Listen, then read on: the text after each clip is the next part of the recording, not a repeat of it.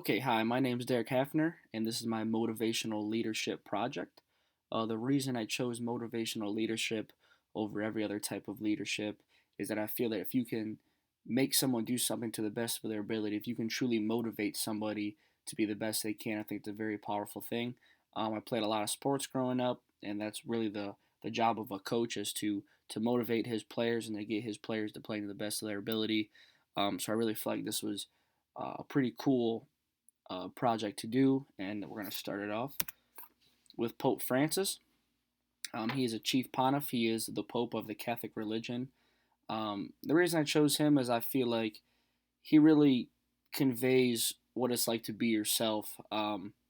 He doesn't really feed in all the political differences that people throw at him. He's really himself, and he conveys himself. What a true Catholic should be, a true Christian. I am a Catholic Christian, and I just think the way that he acts and the way that he treats other people that motivates me to emulate him to the best of my ability. And I just think he's a really cool guy that I would like to look up to. Next is William Wallace. Um, he is from one of my favorite movie, Braveheart. He is a general of Scotland, and I think the way that he motivates his troops in the movie. When you think of a leader, you want to be with someone who's been there before and is going through the same kind of stuff you are. When you look to your left or your right when you're on the front line and you see the person leading you, it really gives you some confidence. And I think motivation stems from confidence. I think William Wallace really leads by example more than being a vocal leader, and I think that's a very underrated aspect of being a motivational leader. The next picture is Eminem. He is a musician and one of my favorite of all time. His music motivates me. His story motivates me. He came from a pretty tough upbringing from inner city Detroit.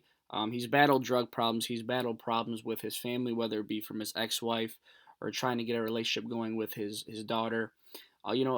His music might not motivate other people, but it's something that motivates me. So this is more of a personal picture of something that really gets me going and it makes me want to succeed. He's truly a rags to riches story, and even if the chips may seem like they're stacked against you, there's always something that you can do to make it better. And I think that he really has shown that, and it's something that it motivates me. So, like I said, this is more of a personal picture of motivation. Next, we have John F. Kennedy. He was the 35th president of the United States. Obviously, a lot of people know him from his assassination, which anniversary was very recently on November 22nd. I liked him as a president from what I've done research on, and I think he has a very great quote. It's ask not what your country can do for you, but what you can do for your country.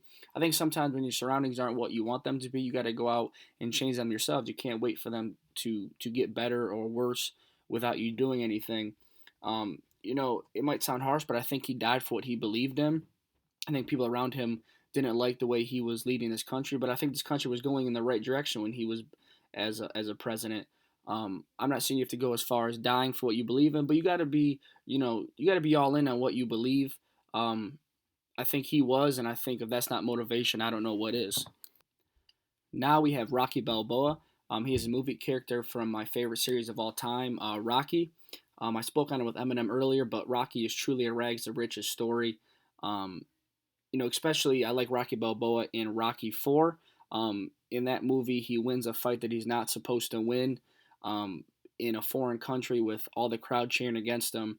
And after he wins the fight, he tells the crowd that during the fight, he really gained respect for the country that he was going against and also for the fans. And he says that if I can change and you can change, then everyone can change. And going back to JFK, this really means if you don't like your surroundings, you got to do something to change it. Um, Rocky Four also has some great um, training montages in it of Rocky training for the fight. They've been used in many different type of movies. The music has been used, for workouts and other type of motivational videos. So I think Rocky Four and Rocky Balboa as a character are truly a stature of motivation. Next, we have Derek Jeter. He is a former professional baseball player for the New York Yankees. His nickname is the Captain. I was very intrigued with him from a young age, partly because we share the same first name, and partly because this guy was it when it meant leadership for the New York Yankees. As a young kid, you're very impressionable. You're looking up to someone. You want to be like someone, and Derek Jeter truly was it. He's not a guy who just talked the talk. He actually walked the walk. One of the most respected guys in the game, one of the most respected athletes all around. And once again, this is a personal picture of motivation because, not just me, other kids wanted to be like him when we grew up. And he did a good job of showing us what it is to be a leader and how to do it the right way. Next, we have Pete Frates. He is an ALS advocate. Just like Derek Jeter, he was a baseball player. He was diagnosed with ALS at a very young age, and if you ever heard of the Ice Bucket Challenge, it's because of this guy. He really jump started that, the foundation, and getting the awareness out for ALS. I personally know someone who's dealing with ALS, and it's a terrible disease. But if there's ever a cure in the future, it's because of this guy, Pete Frates. He's not only helping himself, he's helping future people who are going to be dealing with this disease. And you know, it's this is very motivational to me because this guy isn't just worried about himself; he's worried about the future. He's worried about his kids and their kids, and your kids. He's trying to really help the future, and I think that's pretty motivational to me. Next, we have Eric Thomas. He is a motivational speaker and preacher. Not many people know about him. They probably know him more from his quote, pictured here to the right. It's when you want to succeed as bad as you want to breathe, then you will be successful. What this quote means is that once you block out all the things that you truly don't need in your life, such as negativity, you'll never truly succeed.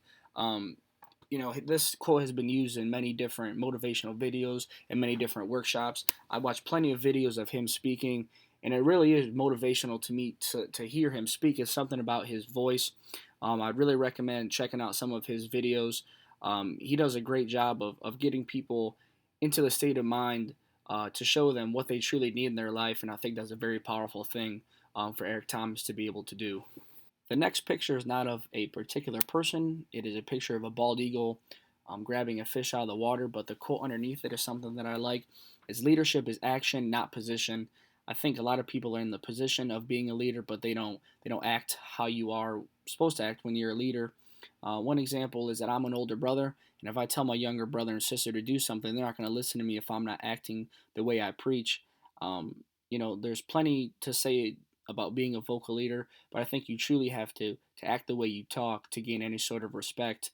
Um, and this is just motivation to me because I think words do a lot, but actions truly show who you are and what kind of a person you're going to be.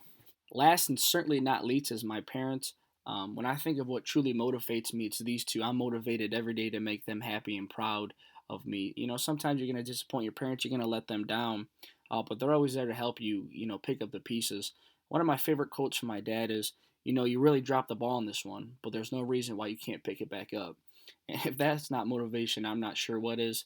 If you're not motivated to keep your family name out of the dirt and really hold it up to its highest point, then I don't know what your true motivation is. I couldn't be more thankful to these two. When you think of leaders and leaders in my life, these two are definitely at the top of my list. And that concludes my motivational leadership video. The past 10 pictures you saw are personal pictures of people and also things that truly motivate me and want to make me a better leader, especially in the motivational category.